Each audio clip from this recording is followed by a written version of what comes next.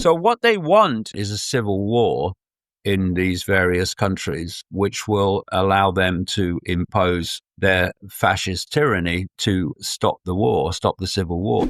And the more extreme stories appear in the newspapers and online about Muslim migrants and what they do, some of them do, the better for the cult, because it makes the population furious and angry and frustrated about what they see as their culture being overridden and taken over. But what you are looking at, and if you do any research, you can uncover this. There are elements coming out of Israel, your Mossads and etc., that are behind this massive influx of migrants from the Middle East and elsewhere too into Europe. And you listen to these stunningly extremist rabbis who are saying that Edom must be destroyed, and Edom is the West. It is Europe. It is the United States and Canada, etc. And that Islam is their means to do it. And crucially, what they say must happen before the Messiah can come, then you start to get a kind of idea of how this fits together. I'm not Nostradamus. What I've done is work to uncover the plan, which they don't want us to know, and I've communicated that to anyone that wants to listen. Now, if the plan is not dealt with, if there's not an intervention to stop the plan happening, then the plan becomes the future. Welcome everyone to Hot Topic Society Critical Conversations without censorship. Before you're going to check out this video, be sure to give a share, comment. Should make sure that this gives a boost to the algorithm. Now, my listeners know that normally my podcast is in Dutch and I'm talking in English. So why am I talking in English? Because I got the legend, the person everybody on my podcast has been asking for, Mr. David Icke. If you want to check out his books, you can check some of the background. He's building like a library of his own. So I'm super honored that I finally have the ability to talk to you, David. I thought that it might be like a good occasion because we're like in 2025. So it's like in the middle between the whole COVID-19 84 in 2020. And you have agenda like 2030. That's also like less than 5 years. So my first question is looking back at COVID and what happened there, and we're now in like 2025. What were they able to achieve since 2020 that they wanted? And what is something that they weren't able to achieve right now when you look at this and we're like in the middle between 2020 and 2030? All of that depends on human perception and reaction and human understanding of what the game is. Because for a very long time, I've been at this now full time since 1990. And in those early years of the 1990s and even across the millennium, it was difficult for large numbers of people to see the validity of what I said in terms of this unfolding plan to create a global dystopia. Because it wasn't, especially in the 1990s, so much in their face. It's like they were looking at it and they were experiencing it, but not in a way where it made itself clear. Once COVID hit, you had as I said at the time, you had this global cult, which is network of global secret societies with an interlocking leadership, walking into the room and putting itself on public display for anyone who was even vaguely paying attention. And since then, it's become more and more obvious to more and more people what's happening. But it's still not being grasped by the vast majority. And the whole foundation of the plan is to keep it as much as you can from the target population so they don't see where it's going.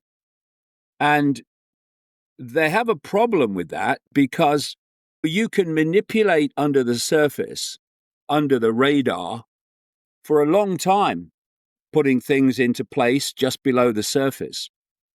But there comes a point when, and we're in it now, where if you're going to transform society in the way that you've always planned to, then there comes a point where you have to break the surface where people can see it. And as we're moving closer and closer to 2030 and beyond, more and more pillars of this plan are appearing. And if anyone reads my books from way back, they'll see what is happening now described in terms of what the plan was. And people say to me, how did you predict what was going to happen? I'm not Nostradamus. What I've done is work to uncover the plan, which they don't want us to know, and I've communicated that to anyone that wants to listen. Now, if the plan is not dealt with, if there's not an intervention to stop the plan happening, then the plan becomes the future. In other words, by predicting the plan, if nothing intervenes to stop it, you are essentially predicting the future. And I've been far too accurate in that than I ever wanted to be. Because the whole point of what I've been doing this past, nearly 36 years now, is to alert people, hopefully enough people, to intervene.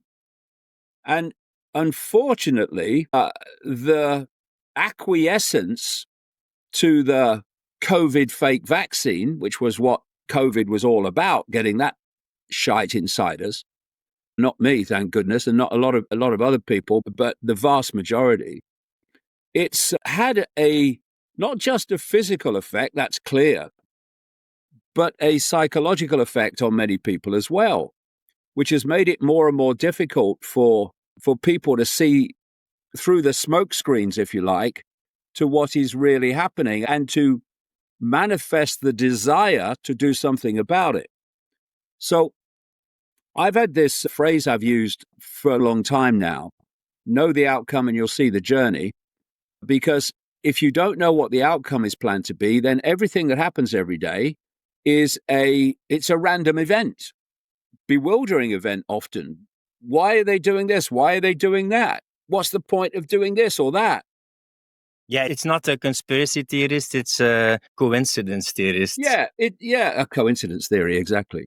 But what happens when you know what the outcome is planned to be is it transforms immediately those events and happenings from random to, stepping stones to the outcome. And if you therefore look at what the plan is, there are many elements to it, the vast majority of them psychological, actually, because you control perception, you control behavior. The foundation of it is to fuse humans with artificial intelligence. So artificial intelligence becomes the human mind. Now, I've been calling out since way back Elon Musk as a fraud in many ways and a liar in many ways, endless ways, but a fraud in the area I'm talking about now, in the sense that he set himself up as an AI skeptic, as, I'm on your side.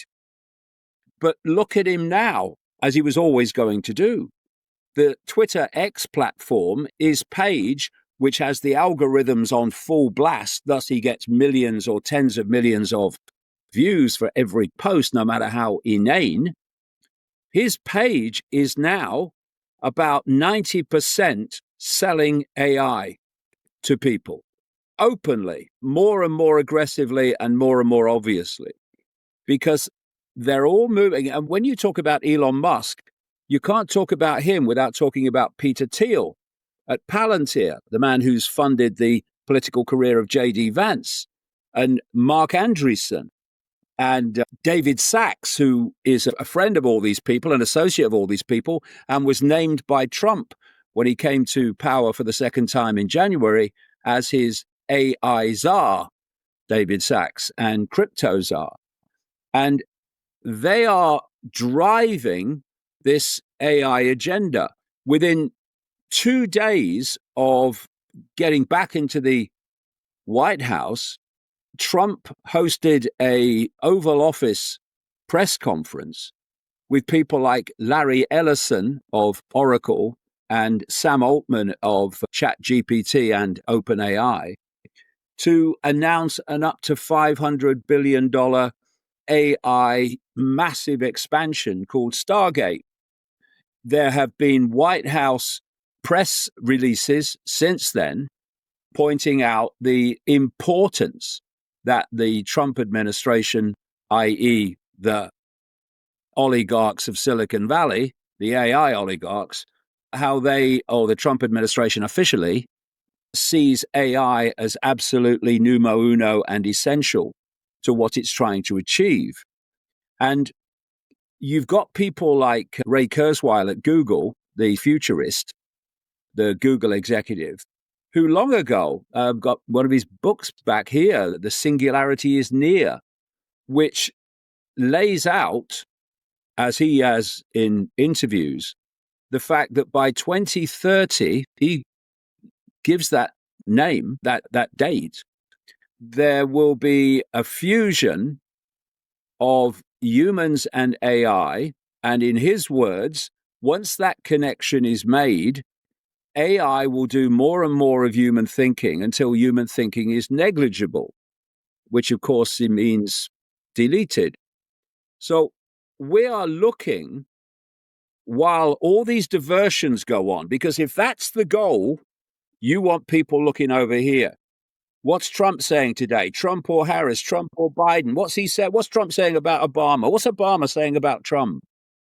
All this diversion, while boom, the jackboots move on towards an AI human being. Let me point out the game that's going on.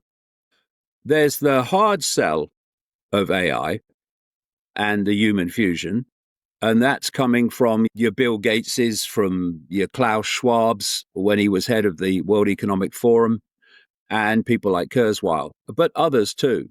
Musk, to an extent, he's moving into that camp now. But before that, he was the soft seller of AI. And what I mean by that is he, as I mentioned already, he placed himself as an AI skeptic. In other words, I'm on your side. I'm very worried about this. Could be the end of humanity. It was one of his phrases. But from the moment he said that, he went on pushing AI, which is like contradictory to say the least. And he then, this was crucial, he was then allowed to buy Twitter X. And I say allowed because I know from my personal experience, and so many others do, that the deep state, as they call it, and every country has one, and they're all connected, the deep state had control of Twitter. It was throwing people off, me included, for having the wrong opinion, not least about COVID. And so it had everything that it wanted. It had control of what was seen on Twitter. So why, the question should be asked, did the deep state then allow Elon Musk to buy Twitter, who was claiming, wrongly, but claiming to be a free speech absolutist? Yeah, but I also don't understand is like, you can't become the richest man in the world without the support of the financial elite and the globalists. Like, people seem to want to believe in fairy tales. You can get to become so high, so much on top, so much power, and being like the Batman who goes against all the other financial big players. That is just delusional. Exactly. And that's a massive red flag and flashing red lights, because if they wanted to bring Musk down, and if they wanted to bring Trump down, they could do it overnight. The current rate, Elon Musk, for example, is getting $8 million a day from the government of the United States for his various companies, $8 million a day in subsidies. Now, he was allowed to buy Twitter, and he puts out these Twitter files after he bought it. By the way, he didn't buy it alone. He bought it with a load of people who were the usual suspects, but tried very hard to keep that knowledge secret. Unfortunately, through a court case, it came out. It's now owned by appropriately, given what I've just said, it's now owned by his XAI company. That's who owns now Twitter, because a Twitter X is a vehicle to sell XAI. Anyway, he put out these documents, emails, whatever, from the Twitter before, and they became known as the Twitter files. He only put out a few. And they confirmed that the deep state controlled Twitter before him. So again, why would the deep state, having got what it wants, hand it away? They didn't. And it was very clear to me, having tracked Musk for years before he bought Twitter X, that there was a scam going on in allowing him to buy it. The question was only the detail of what the scam was, and that became clear very quickly. Because what has happened since COVID, when the alternative media came into its own and started to be a focus of a lot more people in terms of where they got the information from, they were getting a bit out of hand, the genuine alternative media. And so they brought in, and I watched it happen, a load of people from the mainstream, and they became the stars of the alternative media, who were given massive algorithmic support and funding support, and have basically focused attention on them in terms of the uncovering of the, quote, conspiracy. And what they've done is regressed the alternative media from the understanding, which was widespread and still is in the genuine alternative media, that we live in one-party states. It's been regressed into, no, the deep state is not working through all the parties. It's the Democrats in the American example, which is nonsensical. The deep state works through all these different parties to target different areas of society. And that's a point I'll come to now, because once Musk bought Twitter X, suddenly the alternative media, that mainstream part of it and others, was suddenly their guard came down. Before he bought Twitter X, there were a significant number of people in the alternative media who were saying, hey, this guy Musk, he's a transhumanist. He wants us all connected to AI. Outrageous. But once he bought Twitter X, so much of that, the vast majority of that, just faded away, because he's one of us now. And it was a scam. And when he started funding Trump into power, before they're falling out, and that falling out seems to be diluting by the day. The thing that I find also interesting about this specific topic, I think I heard Catherine Austin Fitz talk about it, and I think it's an interesting theory. Musk sponsored Trump, and why did he get Doge? They say, to make the government more efficient. Her theory is, and it's also interesting with AI, no, he wanted to get access to the governmental data. That's exactly, that's my take as well. And again, everything connects if you talk long enough. So I mentioned earlier a guy called Peter Thiel at Palantir, for those who haven't come across it, and I do strongly recommend you research it, is a company that was seed funded by the CIA, headed by Peter Thiel, another guy called Alex Karp, and there's other guys involved as well. And what they do, Palantir, is they provide surveillance and data processing technology for intelligence agencies, not just American, and for the military. And they are fundamental and central to what you're talking about here, which is the deletion of checks and balances and firewalls between different organizations, even parts of government, where information about all of us is held in compartmentalized areas. So there's no one place where you can go and then get everything, or at least in theory, about someone. But what Trump has done is give Palantir the contract to do exactly that. So they're looking for data. Everything is data. Data is control. And what Musk's Doge was doing was using AI, actually, to trawl the data of the American population for this whole massive data structure, this data network that they're building. And so when Musk was funding Trump to power with his $250 million, it was par for the course. It was no surprise to me because it was exactly what you would expect. And since he's come to power, like I say, Trump, it's AI this and AI that, and the whole focus has been AI in the administration, if not so much publicly, in the sense of the scale of what's actually going on behind the scenes.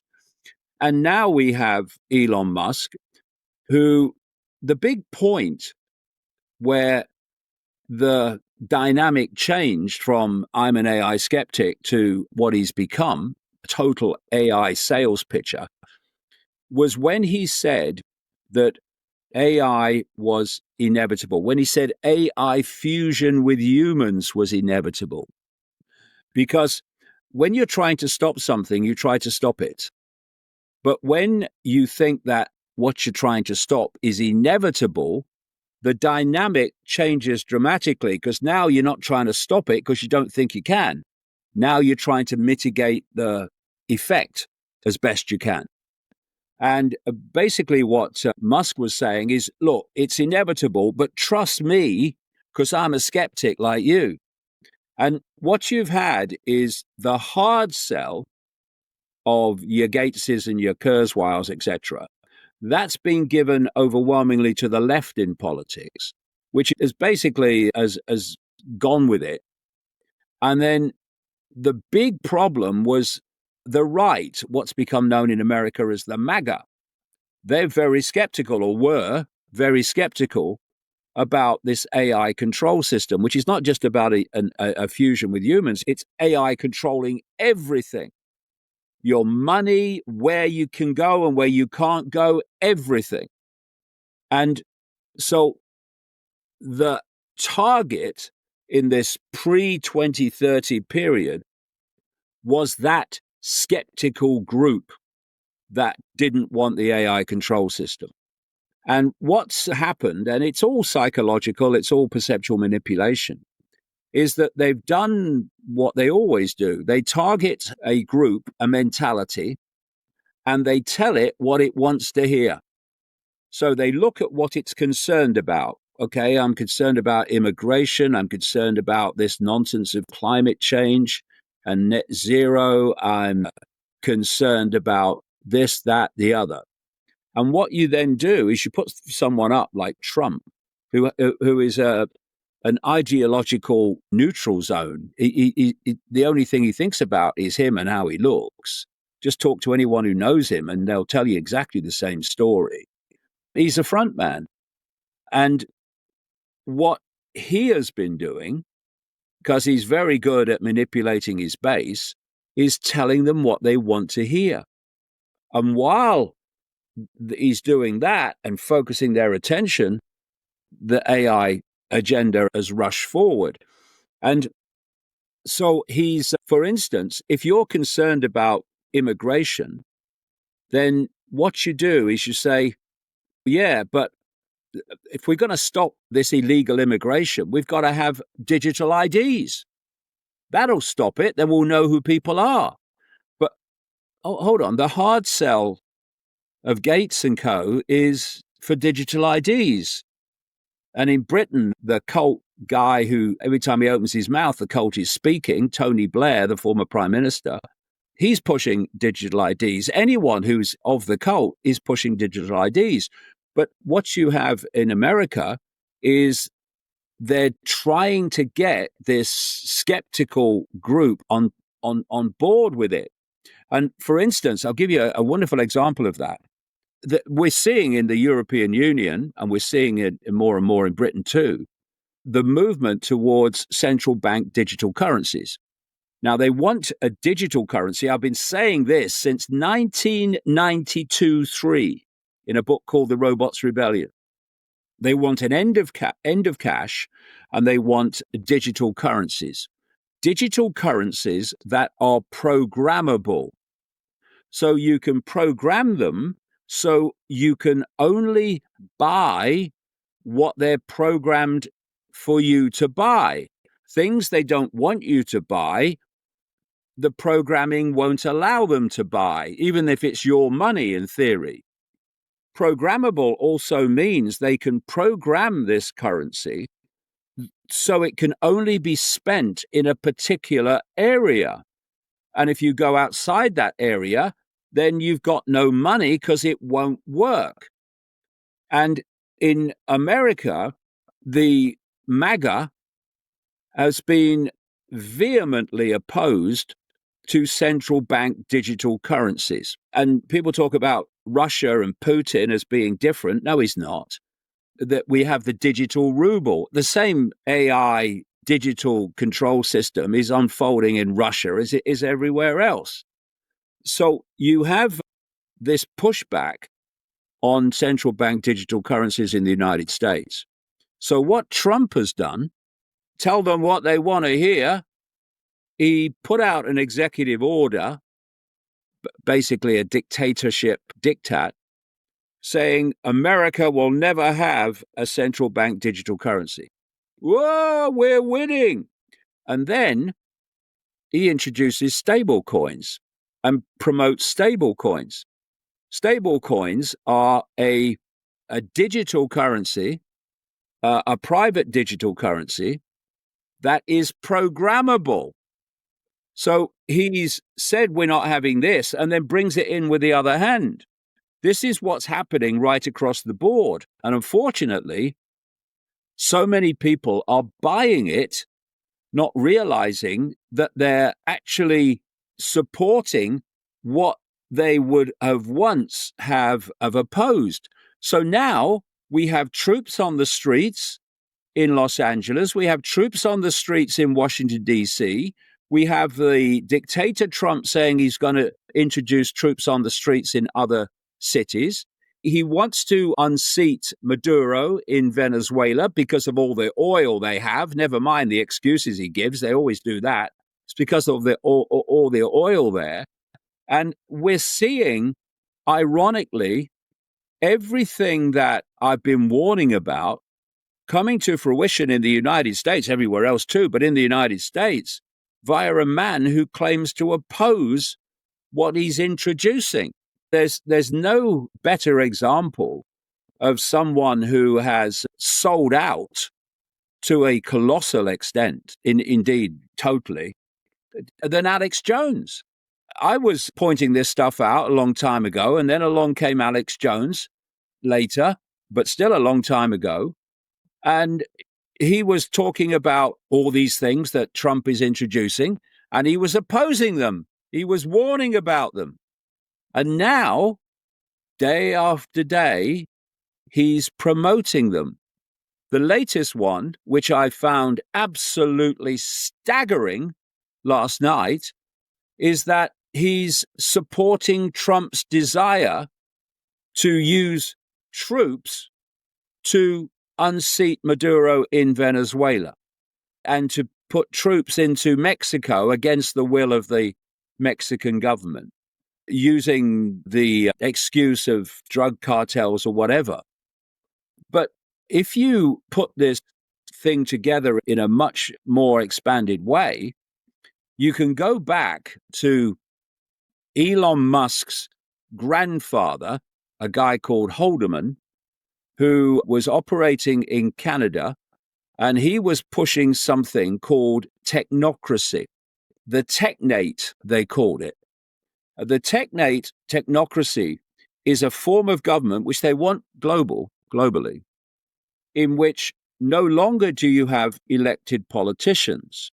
That's why they're putting so many moronic politicians into power, because they're trying to undermine public support for elected politicians. You look at the UK cabinet, there's not a brain cell to rub together, not two brain cells to rub together there in the cabinet of the UK, including the Prime Minister, Starmer. You look at the cabinet and the government of Trump in the United States, same. I'm sure you'll find, you look all over Europe, you'll find the same too. So the idea is that you have a government of appointees, of technocrats, of bureaucrats, of people running health systems, etc., appointed people.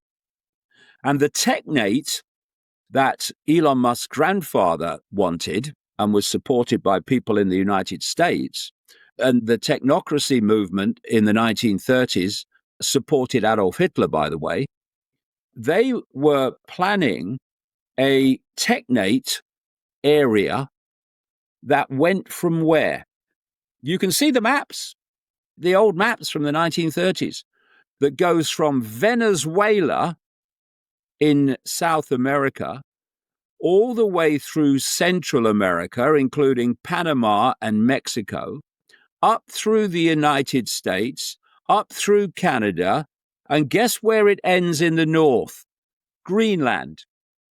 And when you look at targeting Venezuela, moving troops into Mexico, saying we want Canada to be the 51st state, which he never mentioned in the election campaign, and suddenly he comes to office and he's all over it, and why they want to include Greenland as an American territory is it's the technate unfolding. And these technates are designed to have their like all over the world under a world government, which again would be appointed, not elected. So when you've been doing it as long as I have, 36 years now, these things all fit. But if you're new to it, it's bewildering. And I understand why. It was bewildering to me in 1990. You don't see how the things fit. And therefore, I've just finished a new book, which is designed specifically to put these elements together and show how it all fits together. Because I see people, genuine people, who are opposing this, but supporting that. When that and this are both part of the same conspiracy for global dystopia. I also had some David Icke thinking about something specific that I think, how can they introduce a digital ID or a chip? And here's my hypothesis. There will be so much AI and fake images and fake videos that will be very hard to prove if it's real or not. And the reason how to prove that you didn't do it is if you have a digital footprint or you have a biometric signing, that's not me. So they got to introduce it in a way that you will be forced to take it under the sign of security. Your data can be hacked. It's for your safety. And that's so hard to explain to normal people because they'll think, yeah, we should be protected. We should be safe. We should be protected. And then you try to explain it and then they say, oh, yeah, you're a conspiracy thinker or that's thinking a bit too far. What do you think of this theory that there will be more and more fake images and that you will have to prove that you didn't do something? Because these days, sometimes it seems that you're guilty until proven innocent. And with this digital footprint, you have some proof like, I didn't do it. I wasn't there. This image is not me or this footage is not from me. I think you're spot on, mate. That's one element of it. There are many others. And look at it now. We keep coming back to Elon Musk. Go and look at his page on Twitter X with all its millions and millions of views for every post. And you'll see him pushing this AI system he calls Grok. And what he's pushing is how you can basically fake anything. And So what is real anymore? You can go on to X and you can see posts, and they seem to be showing a picture of A, B, or C. And it turns out they're AI generated and not what they appear to be. And the more that AI moves on, and it's moving on so fast for reasons that not just invention either, the more you will not be able to tell the difference between, quote, real and not real. And yeah, what you're talking about is a technique that I dubbed back in the 1990s problem reaction solution. You create the problem, you get the reaction from the public, do something about the problem, and then you offer the solution to the problems you have covertly created, but the public demanding an answer to the problem don't know that. And problem reaction solution is used all the time. And there's another version of it I call no problem reaction solution, which is when you don't need a real problem, you just need the illusion of it, i.e., human caused climate change. And from that illusory problem, just a perceptual problem, you can offer solutions that are not necessary that transform society. We're now having, for instance, in Canada, in effect, environmental climate lockdowns, where people are denied from going to great vast areas with big fines if they do, in the very same way that we experienced under COVID. And this whole idea of a climate lockdown policy was predicted a long time ago, that this was part of the plan. Yeah, absolutely. There's a very good chance that will be part of the way that they do it, because they need your perception. And because there are 8 billion people in the world, so we're told, and the number of people in full knowledge who are doing this is tiny by comparison, they have to have your perception so you will behave the way that suits them. So they're not going to tell you that we're doing this because we're creating a global dystopia, which yourself, if you're young enough, and you've got to be quite old not to be included, but certainly your children and grandchildren will absolutely hit the eye of the storm of it, under a system of total control of everything you do, even down to what you think via this AI human fusion. This is, you hit a crucial point for me, because I'm going to share from the heart what I think about the future. If you want to think about the future, you want to see and take a look at the mindset of young people and children. And I got to be honest with you, like on my channel, very few people under 40, let alone 30. When you had these gatherings, there were very few young people. You have them gathering and talking about Gaza, but maybe I'm wrong. I'm curious about your perspective. But this mobilization of the hidden agenda, it doesn't seem to hit the young people, according to me. They're addicted to technology. They're busy with other things, short attention span. So I'm a bit pessimistic about the future when I look at the mobilization mindset and consciousness of the young people and the children these days. What's your take on that? I don't know. You've probably noticed that one of the big targets of this conspiracy is older people. I was born in 1952, and therefore I was born into a very different world to this one. It was still a controlled world, but not even beginning to be on the scale that it is now. And because I was born into that world, I've been able to observe how the world has changed. And they say there's no fool like an old fool, and that's true. Because if you have lived a long life and learned nothing, then that's pretty bloody foolish. But lots of older people have learned something, and they can see the change that's taken place. And now they're being more and more marginalized and more targeted. They were massively targeted by the COVID fake vaccine, for instance, and other means during COVID. The young are born into the world as it is. And I've just seen a study which came out in the last few days where they're looking at the effect of smartphones on the population.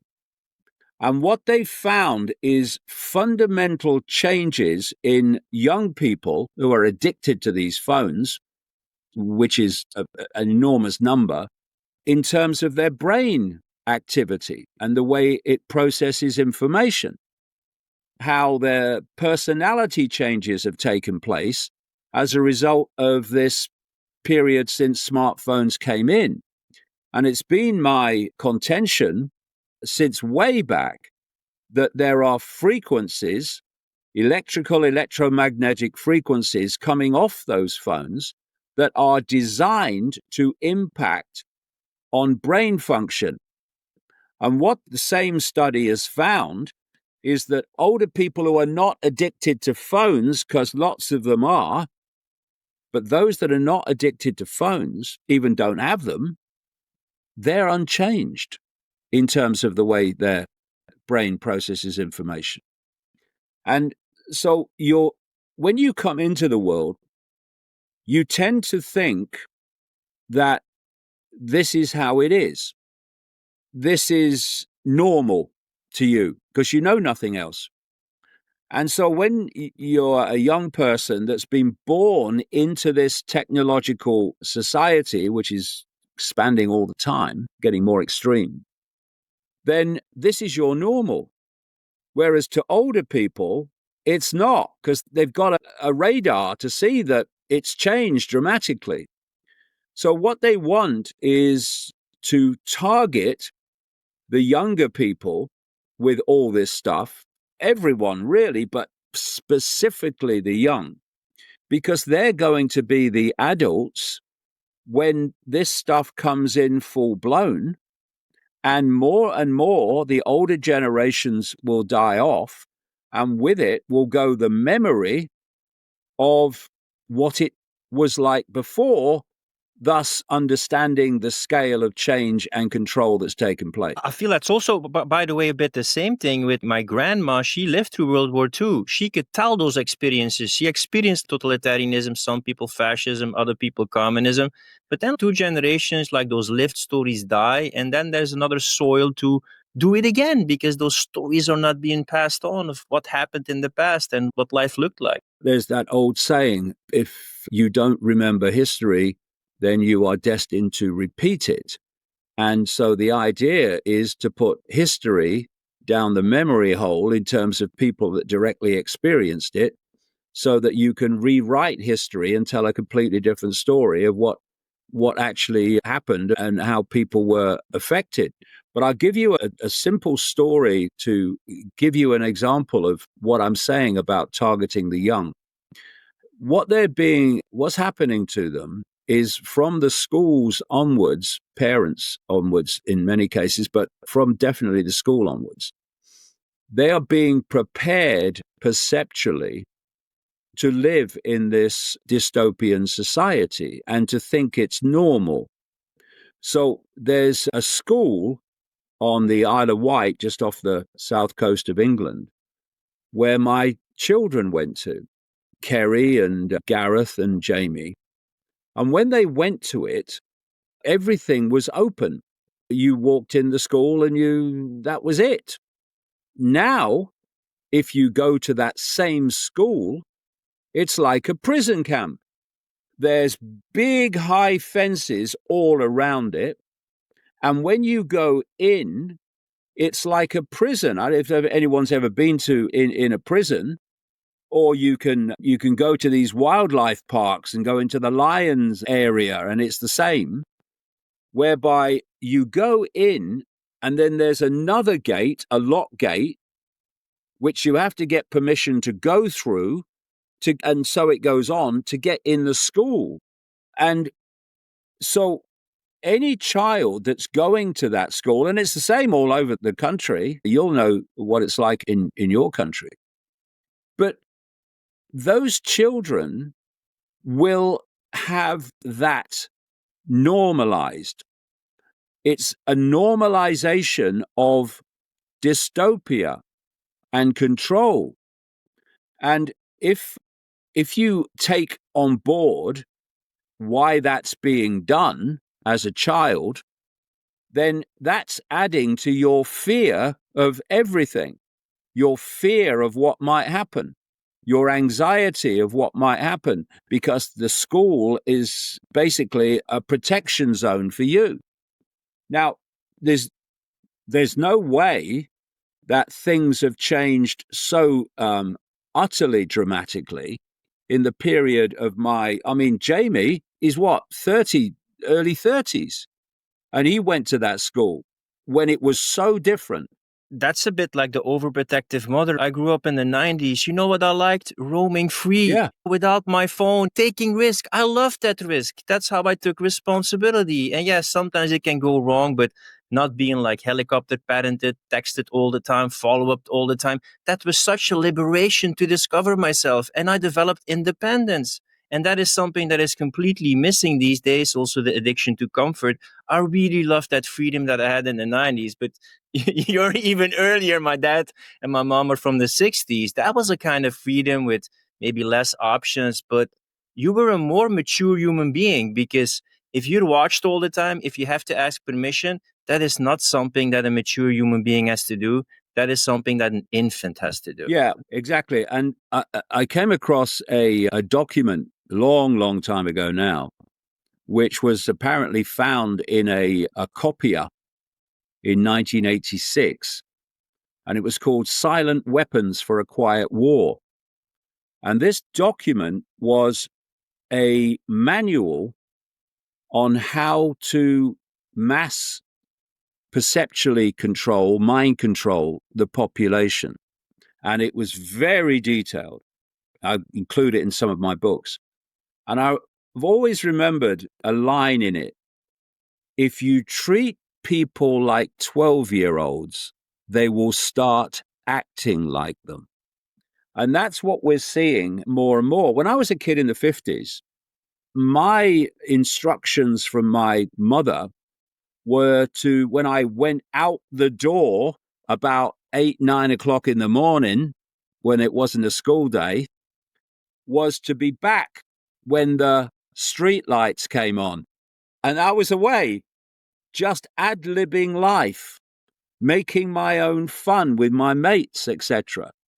And now it's the attention, which was then an expanded attention of possibility, is now that, the scrolling generations. And it's been systematic. It's done on purpose. What is that except a stepping stone to full-blown AI human fusion? That's what it is. They first of all give you something you hold. Then they move to something that's on the body. They want to get in the body, but something that's on the body. So you've got your Apple Watches and all your stuff, paraphernalia people put on their bodies linked to the internet and the Wi-Fi. And then they go in the body. And the biggest point where they went in the body was the COVID fake vaccines. So if you look at, and I'm in touch with a number of different people who are looking at the blood of fake vaccinated people. And I keep saying fake vaccine because it's not a vaccine by previous definitions of a vaccine, the COVID vaccine. And of course, that technique, that way of, quote, vaccination is now being expanded into other vaccines as well. But you look at what they're seeing under an electron microscope in the blood of people. They're self-replicating nano systems. They are under the control of some sort of program, in the sense that they are building systems in the body. And some won't be able to make that transition, and they'll die of various things or have real serious ailments. And then others will get transformed into something else. And that microchipping, see, people like Elon Musk, they're not giving you the cutting edge, but they're selling you the concept. So the real cutting edge can go on unseen. So Neurolink, his brain chip company, wants to put quite a size brain chip in the brain and have wires coming out and connected to something behind the ear. That's the Stone Age. It might seem like cutting edge to many people who get their information from the mainstream media, but it's the Stone Age. And I remember he was doing an interview, Musk, and the interviewer asked a very relevant question. He said, "But Mr. Musk, how many people are going to want a bit of their brain skull or a bit of their skull taken away to put one of your chips in their brain? How many people are going to do that?" And his answer was, "We won't necessarily have to do that because you can go in to the brain through the veins. And all you've got to do is trick the brain to allow, through the blood-brain barrier, this stuff to get in the brain, and it rewires the way the brain processes information." And that's what's been happening with the COVID fake vaccines. That's what COVID was really all about, bottom line. It's about getting this stuff into people. And the Neuralink story is it's a diversion, but it is selling a concept, the concept of human technology fusion. The last question that I have, it's another topic, but I'm very curious about your theory about it. We've been seeing problems with Muslim immigrants in Western Europe and certain cities, London, Brussels, Paris. What do you see about problems with Muslim immigrants? Because I did some research, and again, AI said it's fake, that Albert Pike was talking about the World War III and that it was going to be against the Muslims. What is your view of everything that's happening with the Muslims, stab attacks, grooming gangs? Is there a link with the underlying agenda? Because what's going on there, according to you? Well, what they want is a civil war in these various countries, which will allow them to impose their fascist tyranny to stop the war, stop the civil war. And the more extreme stories appear in the newspapers and online about Muslim migrants and what they do, some of them do, the better for the cult, because it makes the population furious and angry and frustrated about what they see as their culture being overridden and taken over. Now, I remember as a kid when I first heard about the British Empire and the other European empires too, and how they went into these countries all over the world and took them over and imposed their version of everything on the population. And I was appalled that anyone could do that. And in reverse now, we're seeing the same thing happening.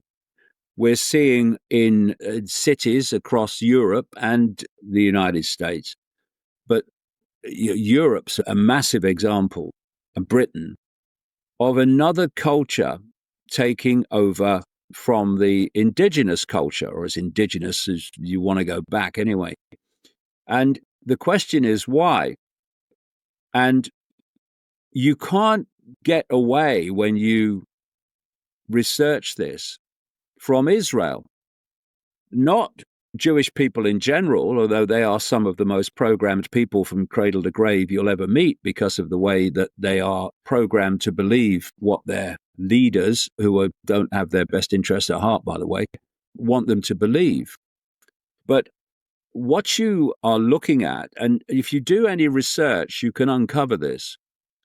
There are elements coming out of Israel, your Mossads and etc., that are behind this massive influx of migrants from the Middle East and elsewhere too into Europe and through the southern border into America for a long time.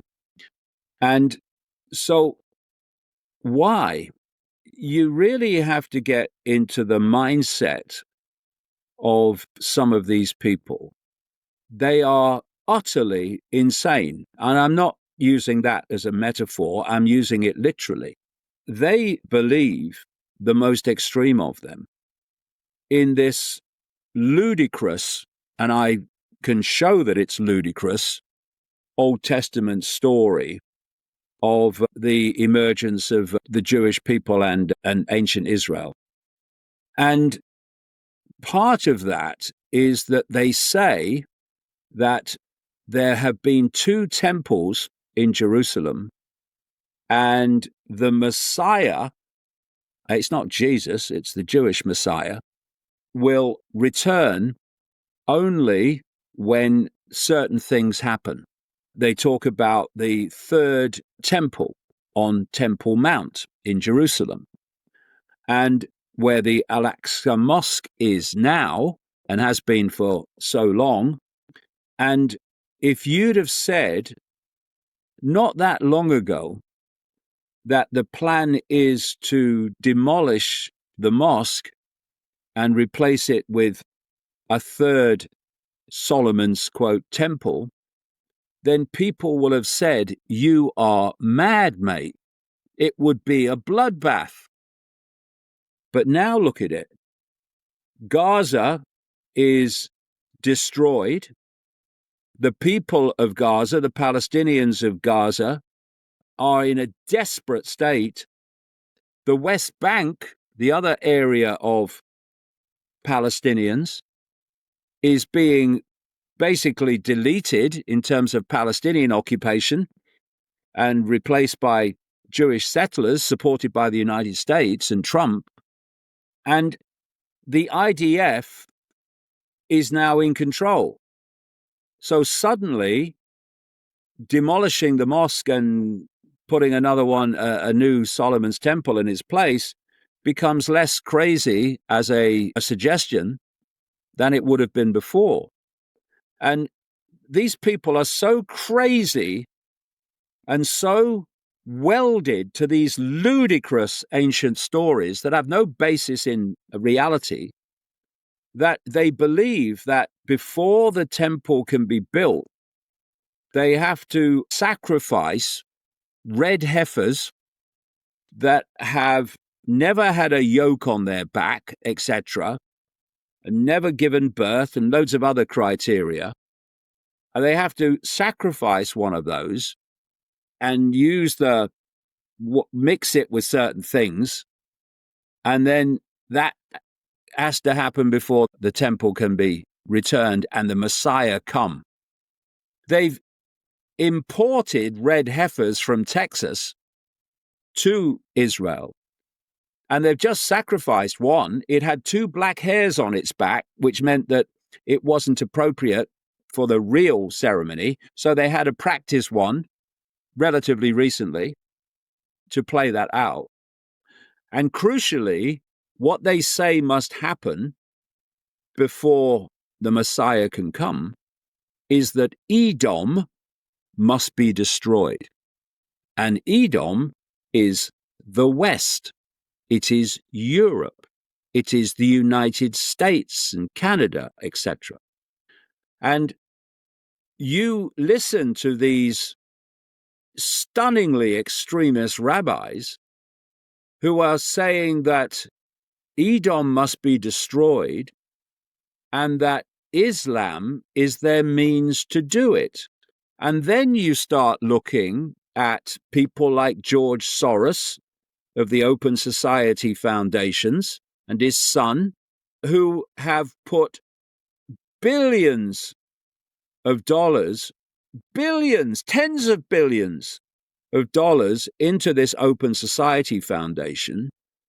Open society equals open borders, to fund this surge of movement from the Middle East and other countries into Europe. And if you then look at how it started, it really got underway because of wars instigated by the United States and Britain, Tony Blair, in Iraq, in Libya, through another British Prime Minister, David Cameron, and Barack Obama, and other countries. And they knew that when they create war and devastation, and they've absolutely devastated Libya, they're now having slave markets in the towns. You're not going to go south looking for a new life. You're going to go north into Europe, which is what they did.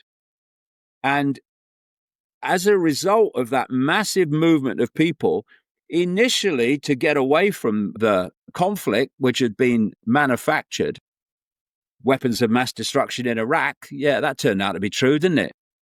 Other people from other countries have gone on the back of that and have moved in enormous numbers into Europe. Now, more and more are coming across the channel into Britain, which is creating a lot of tension and fury in the UK. And the idea is that the indigenous population, which includes many former migrants and migrant families that were born here, is designed to be in a civil war on the basis of cultural conflict. Because the migrants are not, and I say the migrants, I'm talking about the extreme ones, not rank and file people who just want a better life. But the migrants in that criteria have no interest in assimilating into the population and respecting the indigenous culture. They want to impose their own. And this is the really key thing that has to be addressed and understood. Because boats, dinghies, are coming from France to Britain, and it's systematic. It's been exposed how the dinghies that are being used by people traffickers, when they arrive on the east coast of Britain, they're being put on trucks and taken back to France so they can be used again by the government. And how these pristine life jackets are being worn by the migrants coming over. Why would a people trafficker group be interested in the safety of migrants? As long as they've got their money, it's over. Couldn't care less what happens after that, they'd say. But they have these pristine new life jackets, and they're taken back so they can be used again. And the government, at the same time, is saying, oh, no, we must stop the people traffickers. You are the people traffickers.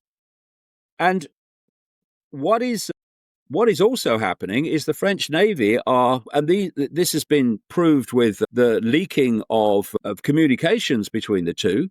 The French Navy is escorting these dinghies into the area of the British Border Police, and the British Border Police are taking over and helping them get into to the east coast of Britain. It's all systematic.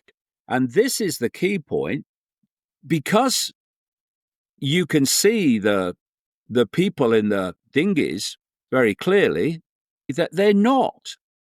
Overwhelmingly, they are not families, mothers and children fleeing war. They're coming from France. They are military-aged young men. And they're coming into this country, as they're gone into Europe, in fantastic numbers. Now, that's not a coincidence that all these military-age young men are being infused into British society. They're being given enormous benefits from the government that the indigenous population don't get and can't get. And it's all encouraging the flow to get bigger and bigger, and it's leading somewhere.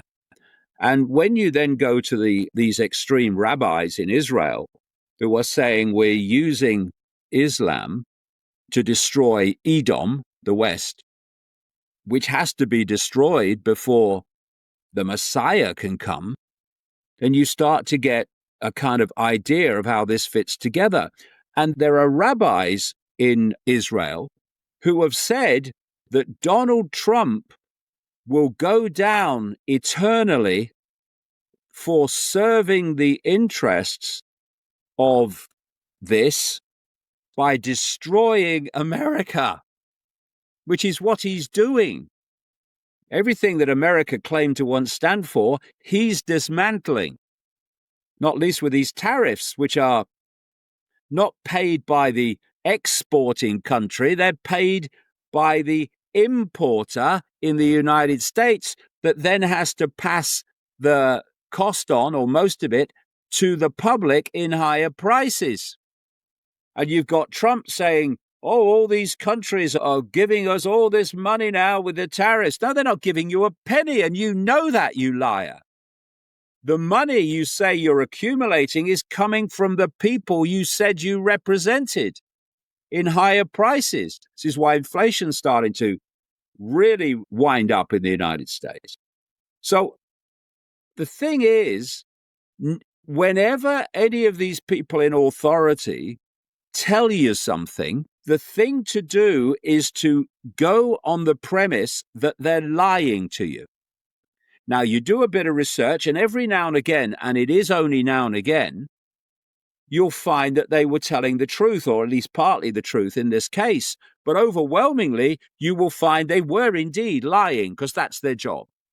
Because this is a perceptual conspiracy to control perception, to control behavior. And lying is the bottom line foundation essential to that.